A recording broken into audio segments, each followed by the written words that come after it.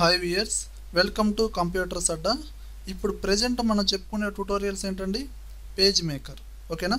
Previous వీడియోలో మనం page మేకర్లో ఒక న్యూ పేజ్ ఎలా తీసుకోవాలి, పేజ్ తీసుకున్న తర్వాత దాని యొక్క డాక్యుమెంట్ సెటప్, దాని మెజర్మెంట్స్ కానీ ఎలా మార్చాలి ఏదనేది కంప్లీట్గా చెప్పుకున్నామండి. ఇప్పుడు బేసిక్గా ఈ ఫైల్ మెనూలో ఉన్న ఆప్షన్స్ అనేది మనం నేర్చుకుందామండి. ఫైల్ మెనూలో కొన్ని ఆప్షన్స్ అని ఏంటి, ఇందులో ఆల్రెడీ మీరు ఈ న్యూ అనే బటన్ గురించి ఆల్రెడీ మీరు నేర్చుకున్నారు. ఓకేనా? ఆ రిమైనింగ్ ఆప్షన్స్ గురించి ఇప్పుడు చూద్దాం. ఓకేనా? అండ్ ఇప్పుడు మనకి సెకండ్ ఆప్షన్ ఏంటండి? ఓపెన్.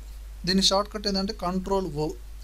జనరల్గా ఓపెన్ అనగానే ఇమేజెస్ ఓపెన్ చేసుకోవచ్చేమో అని మీరు అనుకుంటారు. కాదండి, పేజ్ మేకర్కి సంబంధించిన ఫైల్స్ మాత్రమే ఓపెన్ చేయడానికి ఈ ఓపెన్ అనే ఆప్షన్ యూజ్ అవుతుందండి. ఓకేనా? అంటే పేజ్ మేకర్లో మీరు ఏదైనా వర్క్ చేశారనుకోండి, సేవ్ చేస్తారు కదా, ఆ సేవ్ చేసిన ఫైల్స్ని ఓపెన్ చేయడానికి మాత్రమే ఆ ఓపెన్ అనే ఆప్షన్ యూజ్ అవుద్ది. ఓకేనా? అలానే చూడండి, ఇక్కడ క్లోజ్ అన్నారు అనుకోండి, ఈ పేజీ వాటికి క్లోజ్ అవుద్ది. ఇదిగో చూడండి. మళ్ళీ ఇంకో న్యూ పేజీ కావాలంటే ఫైల్లోకి వెళ్ళి న్యూ, ఓకే, ఈ విధంగా ఓపెన్ చేసుకోవచ్చు. అంటే ఏంటండి, క్లోజ్ అంటే ఏంటండి, పర్టికులర్గా పేజ్ మేకర్లో ఒక పేజీని క్లోజ్ చేయడానికి. ఓకేనా?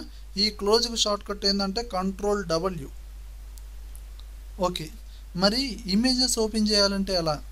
పేజ్ మేకర్లో ఒక ఇమేజెస్ ఓపెన్ చేయాలంటే మనం వెళ్ళాల్సింది ఫైల్ మెనూలోకి. ఫైల్ మెనూలో మనకి ఇక్కడ ప్లేస్ అనే ఆప్షన్ ఉంటుంది. Short cut Ctrl+D. దీన్ని ప్రెస్ చేశారనుకోండి, ఒక మెసేజ్ బాక్స్ ఓపెన్ అయింది. డైరెక్ట్గా ఇమేజెస్ ఓపెన్ అవ్వండి. మీ కంప్యూటర్లో ఇమేజెస్ ఎక్కడైతే ఉన్నాయో ఆ ప్లేస్కి మీరు వెళ్ళాలి. ఓకే, నా పిక్చర్స్ ఎక్కడున్నాయంటే దుర్గాప్రసాద్లో ఇక్కడ పిక్చర్స్ అనే ఫోల్డర్ ఉంది కదా, ఇక్కడ కంప్యూటర్స్ అడ్డాలో ఏదో ఒక పిక్చర్ని సెలెక్షన్ చేసి ఇక్కడ ఓపెన్ అనే బటన్ ఉంది కదండి, దాన్ని ప్రెస్ చేస్తున్నా. డైరెక్ట్గా ఓపెన్ అవుదండి. ఇక్కడ మనకి ఇక్కడ మౌస్ పాయింటర్ దగ్గర ఒక బాక్స్ లాగా డిస్ప్లే అవుతుంది కదా, ప్రెస్ చేయండి. ఎక్కడైనా ప్రెస్ చేయగల డైరెక్ట్గా మన పిక్చర్ అనేది ఓపెన్ అవుతుంది. ఓకేనా? ఇప్పుడు మీరు చూసుకుంటే ఈ పిక్చర్ అనేది క్లారిటీగా లేదు. ఓకే, ఇప్పుడు మీరు ఎలాంటి ఇమేజ్ తీసుకున్నా పేజ్ మేకర్లో ఒక పేజ్లో పిక్చర్ అనేది క్లారిటీగా ఉండదండి. మరి పిక్చర్ క్లారిటీగా రావాలి, రెజల్యూషన్ అనేది పెంచాలి అంటే మీరు వెళ్ళాల్సింది ఫైల్ మెనూలోకి. ఫైల్ మెనూలోకి వెళ్ళి ఇక్కడ ప్రిఫరెన్స్ అనే ఆప్షన్ ఉంది కదా, దాంట్లో జనరల్ అనే ఆప్షన్ ఉంటుంది. షార్ట్ కట్ వచ్చి Ctrl+K అనమాట. ఓకేనా? దాన్ని ప్రెస్ చేయండి. మరి ఒక మెసేజ్ బాక్స్ ఓపెన్ అయిందా లేదా? మీరు ఇక్కడ గ్రాఫిక్స్ డిస్ప్లేలో స్టాండర్డ్ అనేది సెలక్షన్లో ఉంటుంది. హై రెజల్యూషన్ అనేది సెలక్షన్ చేసి ఓకే అని ప్రెస్ చేయండి. అలానే ఇక్కడ మీరు మెజర్మెంట్స్ కూడా మార్చుకోవచ్చు అండి. మీరు మెజర్మెంట్స్ మార్చే వే అనేది మీకు ఇంకా షార్ట్ వేలో చెప్పా. ఏది రోలర్ మీద రైట్ క్లిక్ ఇచ్చి మెజర్మెంట్స్ మార్చవచ్చు అండి. అక్కడ మార్చుకోవచ్చు, ఇక్కడ మార్చుకోవచ్చు. ఓకేనా? దాంతోపాటు ఇక్కడ ఒక ఇమేజ్ క్లారిటీ మార్చుకోవడానికి ఆప్షన్ అనేది ఇక్కడ ఉంటుంది. ఏది? ప్రిఫరెన్స్లో జనరల్లో ఇలా హై రెజల్యూషన్లో పెట్టి ఓకే ప్రెస్ చేయండి. ఆటోమేటిక్గా ఇమేజ్ క్లారిటీ పెరుగుతుంది. ఓకేనా?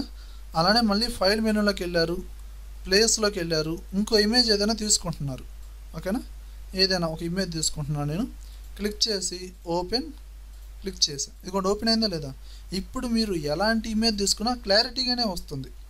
ఎందుకంటే మీరు ఆల్రెడీ ఈ పేజీకి సంబంధించి ప్రిఫరెన్స్లో జనరల్లో హై రెజల్యూషన్లో పెట్టారు కదండి, అప్పుడు ఏ ఇమేజ్ తీసుకున్నా క్లారిటీగానే వస్తుంది. ఒకవేళ పొరపాటున ఈ పేజీ క్లోజ్ చేశారండి, మళ్ళీ న్యూ పేజీ ఓపెన్ చేశారు. ఓకేనా? మళ్ళీ ఫైల్ మెనూలోకి వెళ్ళి ప్లేస్లోకి వెళ్ళి ఏదో ఒక ఇమేజ్ తీసుకుంటున్నారు. ఓపెన్, ఎస్, క్లిక్ చేశారు. క్లారిటీగా వచ్చిందా? రాలేదు. ఎందుకంటే మళ్ళీ మీకు సెట్టింగ్ ఎలా వచ్చింది, అక్కడ గ్రాఫిక్స్ డిస్ప్లేలో ఏది ప్రిఫరెన్స్లో జనరల్లో గ్రాఫిక్స్ డిస్ప్లేలో హై రెజల్యూషన్లో లేదండి, స్టాండర్డ్లో ఉంది. ఎందుకంటే మీరు పేజీ క్లోజ్ చేసి మళ్ళీ న్యూ పేజీ తీసుకున్నారు కదండి. మళ్ళీ క్లారిటీ రావాలంటే ఫైల్ మెనూలో ప్రిఫరెన్స్లో జనరల్లో హై రెజల్యూషన్ ఓకే, ఈ విధంగా మీరు సెట్ చేసుకోవచ్చు. అర్థమైందండి? ఇప్పుడు నేనేం చేస్తున్నా అంటే, ఇప్పుడు దీంట్లో ఒక వర్క్ చేసా అంటే ఒక ఇమేజ్ అనేది తీసుకున్నాను, ఇదే నా వర్క్ అని నేను అనుకుంటున్నాను. ఓకే, ఇప్పుడు నేను దీన్ని సేవ్ చేస్తున్నా. ఫైల్ మెనూలోకి వెళ్ళి సేవ్ లేదా Ctrl+S, సేవ్. ఎక్కడ సేవ్ చేస్తున్నాను? డెస్క్టాప్ మీద సేవ్ చేసుకుంటున్నాను. డెస్క్టాప్ మీద ప్రసాద్ అనే నేమ్తో సేవ్ చేస్తున్నాను. ఓకేనా? పర్టికులర్గా ప్లేస్ నేమ్ ఇచ్చేసి సేవ్ చేశానండి. ఇప్పుడు ఫైల్ మెనూలోకి వెళ్ళండి. ఇక్కడ మనకి రీసెంట్ పబ్లికేషన్స్ ఉందా లేదా, దాంట్లో మీరు రీసెంట్గా ఏవైతే ప్రాజెక్ట్స్ చేశారో, అంటే ఎలాంటి వర్క్ అయినా ఎలాంటి ఫైల్స్ అయినా సేవ్ చేశారో ఆ నేమ్స్ అనేది, ఆ ఫైల్స్ అనేది ఇక్కడ డిస్ప్లే అవుతూ ఉండిద్ది.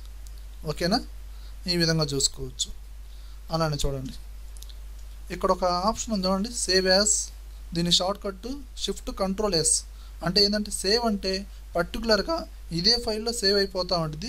సేవ్ యాజ్ అంటే ఇండివిజువల్గా వేరొక ఫైల్లో సేవ్ చేసుకోవడం అనమాట. ఓకేనా, మరి ప్లేస్ ఏందండి, ఇమేజెస్ని ఓపెన్ చేయడానికి. క్లోజ్ ఏందండి, పర్టికులర్గా పేజీని క్లోజ్ చేయడానికి. ఓకేనా, మరి ఓపెన్ ఏంటండి, పర్టికులర్గా పేజ్ మేకర్కి సంబంధించిన ఫైల్స్ మాత్రమే ఓపెన్ చేయడానికి. ఓకేనా అండి. అలానే మీకు ఆల్రెడీ ప్రీవియస్ వీడియోలో డాక్యుమెంట్ సెటప్ గురించి తెలుసు. మరి ప్రిఫరెన్స్లో జనరల్ ఏందండి, మెజర్మెంట్స్ మార్చుకోవచ్చు, రెజల్యూషన్ మార్చుకోవచ్చు ఇమేజెస్ది.